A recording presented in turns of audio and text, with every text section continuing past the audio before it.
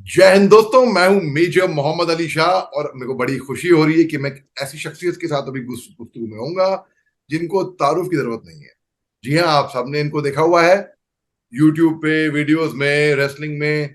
भाई ये जबरदस्त कुश्ती करती हैं, जबरदस्त। अब देखो गाड़ी में बैठी हुई हैं। अब भाई कोई किसी किसी की मजाल होगी कि भाई गाड़ी के आगे टेढ़ा मेढ़ा चलाएगा, अभी कुश्ती में धूल चटा देगी अरे, उसको। ये तो भारतवासियों का प्यार है अली जी, जिन्होंने मुझे इस मुकाम पर पहुंचाया है, प्यार दिया है, आशीर्वाद दिया। शुक्रिया कविता जी, शुक्रिया बहुत बहुत। और कविता जी की एक बात, हालांकि खास चीजें बहुत सारी हैं, आपको एक बात बतानी बहुत जरूरी है। सन 2017 में ये WWF कर रही थी, ठीक है। और इन्होंने सलवार सूट में रेसलिंग करी अपनी भारतीय संस्कृति को ध्यान रखते हुए। इनको लगा कि भाई नहीं, मैं सलवार सूट में ही मैं कंफर्टेबल हूं, मैं करूंगी। वो वीडियो यूट्यूब पे ही नहीं बल्कि और जगहों भी 72 मिलियन, कितने, हाँ, जोर से कमेंट में लिख दिए आप, कमेंट पे लिख दीजिए। हाँ, 72 मिलियन से भी ज्यादा। मतलब अब तक, कल तक, कुछ चंद एक दिन पहले 72 मिलियन थे। आई एम सो सॉरी, मैं अभी चेक नहीं कर पाया। अभी तो बढ़ रहे हैं फिगर, अभी भी ना, अभी फिगर वो बढ़ रहे हैं। इतने लोगों ने वो देखा हुआ है वो वीडियो। और वही जो उन्होंने सूट पहन रखा था, वो कॉस्ट्यूम जो पहन रखा था, वही इन्होंने स्टेज पे दिया है कि भाई ये लो, हमारी तरफ से जो योगदान है, जो डिजर्व करता है उसके लिए। खैर, अब मैं बोलूंगा तो बोलता रह जाऊंगा, मगर मैं अब विदाउट एनी फर्दर डू मैं उनका स्वागत करता हूं। कविता जी, जय हिंद और नमस्कार। शुक्रिया बहुत बहुत हमारे लिए वक्त निकालने के लिए। नमस्कार, जय हिंद, जय भारत। भाई आपके आसपास कोई चला तो ये उसकी शामत नहीं आएगी फिर। देखिए, हम अली जी उस इंसान को कभी परेशान नहीं करते जो हमें परेशान नहीं करता।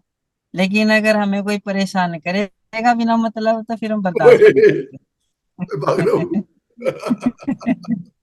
ये हिंदुस्तान की भी फिलॉसफी है ना, अपने दुश्मनों के अपने जो चीन और पाकिस्तान जो है वो बदतमीजियां करते हैं, तो हम हिंदुस्तान की फिलॉसफी ये रही है, हम किसी को छेड़ेंगे नहीं। आप एक बात याद रखो, भारतीय नारी सब पे भारी। अरे, आप यकीन नहीं मानेंगे चाहे कविता जी। पाकिस्तान हो चाहे चीन हो। मैं अभी कुछ टाइम पहले मैं टीवी पे था, और मैं इसी पे, आप देखेंगे यूट्यूब चैनल पे मेरे, मैं भारतीय हम्म। नारी के बारे में बात कर रहा था जो फौज में आ रही हैं, उनके बारे में। बिल्कुल। तो हमारी जो फिलॉसफी है हिंदुस्तान की, हम किसी को छेड़ेंगे नहीं, लेकिन अगर किसी ने हमको छेड़ा तो उसे हम छोड़ेंगे नहीं। छोड़ेंगे तो नहीं। आपकी ये बात से मेरे को वो बात याद आ गई। तो ये बताइए, आपने रेसलिंग की शुरुआत कैसे, कब करी और आपको प्रेरणा किससे मिली? मेरी ना बचपन से ही इच्छा थी खेलों में जाने की। और हकीकत बताऊं तो जरूरी नहीं था मुझे खेलों में ही आना। जहाँ मेरा जन्म हुआ, वहाँ का जो एनवायरनमेंट था वो बहुत घुटन वाला था, और महिलाओं को, बेटियों को इतनी आजादी नहीं होती थी। उस माहौल में मुझे घुटन होती थी, और मुझे कुछ करना है, बाहर निकलना है, कामयाब होना है, ये मेरे मन में नहीं था। मुझे खेल में ही जाना है या पढ़ाई में ही जाना है, मेरे को कोई आइडिया नहीं था, क्योंकि कभी बाहर निकलने का मौका ही नहीं मिलता। लेकिन एक बार मैंने टीवी में मल्लेश्वरी जी को देखा था, जब 2000 में ओलंपिक में मेडल लेके आई थी वेट लिफ्टिंग में। वहां से मुझे लगा कि लड़कियां भी खेलती हैं, पहली बार। और उस वक्त दूरदर्शन टीवी ही हमारे घर में होते थे, कलर टीवी नहीं होते थे। तो वहां से मुझे इंस्पिरेशन मिली, और फिर जो है किसी सीरियल के माध्यम से मैंने देखा कि लेडीज इंस्पेक्टर का कोई रोल था, तो वो ड्रेस पाने के लिए, वो वर्दी पाने के लिए मैं बड़ी कोशिश की, बड़ी मेहनत की।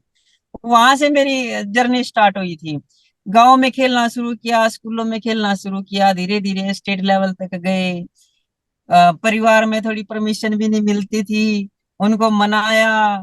फिर जो है वो कुनबे वाला सिस्टम आ जाता है, रिश्तेदारियां तक जो है लड़कियों के मामले में इंटरफेयर करते हैं। वो चीजें लेके चले, बड़े जो है बैरिकेड होते हैं लड़कियों के सामने, वो सब पार करते करते आज जो है जिस मुकाम पे है, मैं तो हैरान हो जाती हूँ सोच के कि मैं ये सब कर पाई और कैसे कर पाई। लेकिन वो जो स्ट्रगल है, वो खुशी भी होती है, और उस स्ट्रगल को देख के ये भी लगता है कि मेरे जैसी बहुत सारी लड़कियां हैं जो करना चाहती हैं, लेकिन आज भी वो फंसी हुई हैं किसी न किसी वजह से। घर में परमिशन नहीं है, सपोर्ट नहीं है, समाज का सपोर्ट नहीं है, बहुत सारी दबाव हैं। तो उनके लिए भी मैं हमेशा प्रयासरत रहती हूँ, उनके लिए भी कुछ कर पाऊं। तो पहले मैंने वेट लिफ्टिंग की, उसमें साउथ एशिया गोल्ड मेडलिस्ट रही हूँ मैं, नेशनल कई बार चैंपियन रही हूँ। उसके बाद हमारे खली साहब हैं, उनके बारे में पता लगा, उनसे कांटेक्ट हुआ, उन्होंने इनवाइट किया, वहाँ जो है प्रैक्टिस स्टार्ट की। WWE की टीम आई हुई थी। उन्होंने जो है, अब हाइट भी मेरी अच्छी है, फिजिक्स अच्छी थी, क्योंकि स्पोर्ट्स किया हुआ था काफी लंबा समय। तो उनको देखते ही जो है उन्होंने मुझे दुबई के लिए ट्राई आउट के लिए इनवाइट कर लिया। वहां से उस वक्त 7 लड़के और मैं गई थी, एक लड़की। उनमें से सिर्फ मेरा सिलेक्शन हुआ था WWE के लिए। और यकीन मानिए वो प्लेटफॉर्म ज्यादातर पुरुषों के लिए प्लेटफॉर्म माना जाता था वो। और जब मैं उस प्लेटफॉर्म पर गई और वहां मैंने लाखों की ऑडियंस जो देखी, मैंने रेसलमेनिया पार्टिसिपेट किया था, 36 रेसलमेनिया। तो उस वक्त मेरे रोंगटे खड़े हो रहे थे सिर्फ ये सोच के कि लाखों लोगों के बीच में सूट सलवार पहन के मैं अकेली खड़ी हूँ। और ये लग रहा था कि देश का हर एक नागरिक मुझे देख रहा है। और मैं ऐसे प्लेटफॉर्म पर खड़ी थी कि कितनी सारी लड़कियां मुझे देख रही होंगी। और सूट सलवार पहनने का मेरा मकसद भी यही था कि और भी लड़कियां अगर आना चाहती हैं इस फील्ड में, तो कॉस्ट्यूम को लेके किसी तरीके की कोई शंका ना हो, ना पेरेंट्स के मन में हो, ना उस खिलाड़ी के मन में। तो हमेशा मेरा प्रयास है यही रहा है कि लड़कियों को ज्यादा से ज्यादा मौके मिले, अवसर मिले आगे बढ़ने के। वाह, आपने क्या खूब फरमाया, आपने बहुत दुरुस्त फरमाया। अच्छा, जब आपने निर्णय लिया कि आप इस बार सूट पहन के ही लड़ेंगी, क्या जी, उसमें एजिलिटी या मूवमेंट में या कुछ में थोड़ी बहुत हल्की 19-20 का फर्क आया क्या? देखिए बिल्कुल भी नहीं आया। ये बड़ा कंफर्टेबल मुझे लगा सूट सलवार पहन के, क्योंकि जो इमोशंस आदमी के होते हैं ना, हम्म। अगर उस चीज के साथ जुड़े हुए हैं आपके, तो वो आपकी शान बढ़ाते हैं वो चीजें। और अगर माइनर सी कोई प्रॉब्लम भी होती है, वो आपको प्रॉब्लम नहीं लगती है। मुझे सबसे बड़ा फक्र ये लग रहा था कि आज मेरे भारत की संस्कृति सूट सलवार, और मैं वर्ल्ड प्लेटफॉर्म पर बैठ के खड़ी होके ये दिखा रही हूँ, एक पहचान दे रही हूँ अपनी सूट सलवार को। तो ये बहुत बड़े गर्व की बात थी हर हिंदुस्तानी के लिए। आपने पता है क्या करा? You made it happen. आपने कहा भाई लेट्स मेक इट हैपन, बस। Let's make it happen. जी, बिल्कुल बिल्कुल। बिल्कुल बिल्कुल। बिल्कुल और करता जी। मैं हाई शुरू फाइव से दिए, भी। हाई फाइव दिए पहले तो आप मेरे को। यस। जी, आज मेरे हाथ में मेहंदी लगी है। जी। देखिए हमेशा से मेरे मन में यह भी रहा है कि कुछ अलग करना है, कुछ सबसे हटके करना है।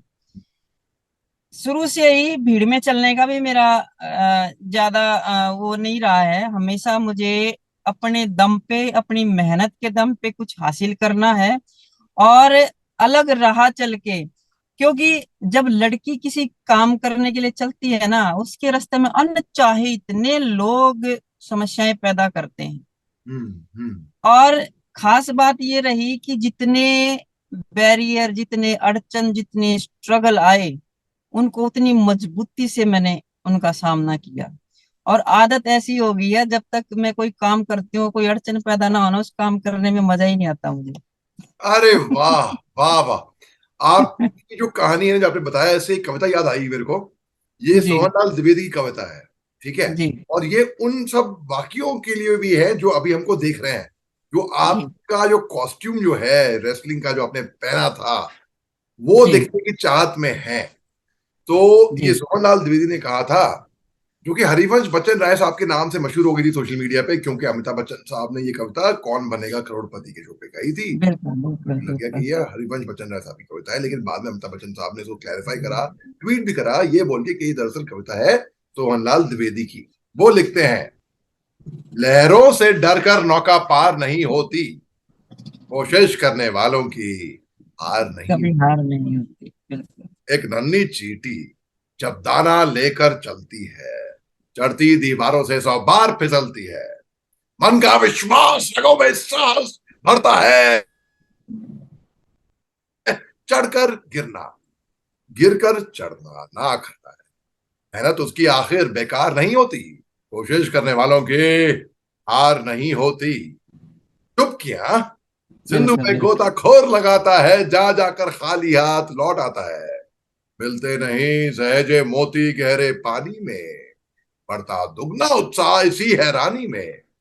मुट्ठी उसकी खाली हर बार नहीं होती, कोशिश करने वालों की कभी हार हार नहीं नहीं होती। बिल्कुल असफलता, बिल्कुल। असफलता एक चुनौती है, उसे स्वीकार करो। क्या कभी रह गई देखो और सुधार करो। जब तक ना हो सफल, नींद चैन को त्यागो तुम, संघर्ष का मैदान छोड़ मत भागो तुम। कुछ करे बिना ही जय जयकार नहीं होती, कोशिश करने वालों की हार नहीं होती। तो जब कुछ करे बगैर ही जय जयकार नहीं हो, तो आपने कुछ किया, आपने हट के बिल्कुल किया, और आपकी देखिए दुनिया भर में डंका बजा हुआ है और आपकी जय जयकार हुई है। अच्छा, आप क्या संदेश देना चाहती हैं जो लोग आपका कॉस्ट्यूम लेना चाहते हैं, जो एस्पायरिंग रेसलर्स ही नहीं है, बस वो चाहते हैं कि भाई किसी तरह हम कविता दलाल का हम बस एक कॉस्ट्यूम ले लें किसी तरह, लेट्स मेक इट हैपन, उन लोगों को क्या बोलना चाहती हैं? देखिए, मैं उनको सिर्फ इतना बोलना चाहूंगी कि आपने जो डिजायर की है सूट सलवार की, क्योंकि वो सूट सलवार कोई आम सूट सलवार नहीं है। उस सूट सलवार के साथ भारत देश की संस्कृति की गरिमा जुड़ी हुई है। और वो सूट सलवार वो है जो वर्ल्ड प्लेटफॉर्म पे जाकर अपने भारत की पहचान बना चुका है। तो इसलिए ये सूट सलवार स्पेशल हो जाता है। और मैं तो सभी जितने लोग भी मुझे देख रहे हैं, सुन रहे हैं, यंगस्टर हैं, लड़कियां हैं, सभी से मैं ये कहना चाहूंगी कि समस्याएं बहुत आती हैं जब आप किसी काम को करने निकलते हैं। समस्याएं बहुत आएंगी, बहुत बार आप गिरोगे, लेकिन कामयाब वही होता है जो गिर के खड़ा होके फिर से चल पड़ता है। वरना हजारों लाखों लोग गिर जाते हैं, हौसला नहीं कर पाते हैं। कामयाब वही होगा जो गिर के उठेगा और फिर चलेगा। अरे क्या बात है, आपने बहुत खूब फरमाया कविता जी। आपसे बात करके मेरे को यकीनन दिल से बहुत खुशी हुई, और मैं उम्मीद करता हूं कि जो लोग आपको कॉस्ट्यूम चाह रहे हैं उनको मिले। और अगर आपको हमारे बारे में और जानकारी चाहिए तो आप जाइए वेबसाइट पे दोस्तों, www.apple.com। ये हमारा एप्पल टॉक शो का 3rd एडिशन है, और बहुत खुशी की बात है। So let's, what are you waiting for, let's make it happen. एप्पल जी। Let's make it happen, let's make it happen. ये जिंदाबाद, बहुत खूब फरमाया जिंदाबाद। आपने। शुक्रिया बहुत बहुत। जय धन्यवाद। Hind and take care Kavita ji.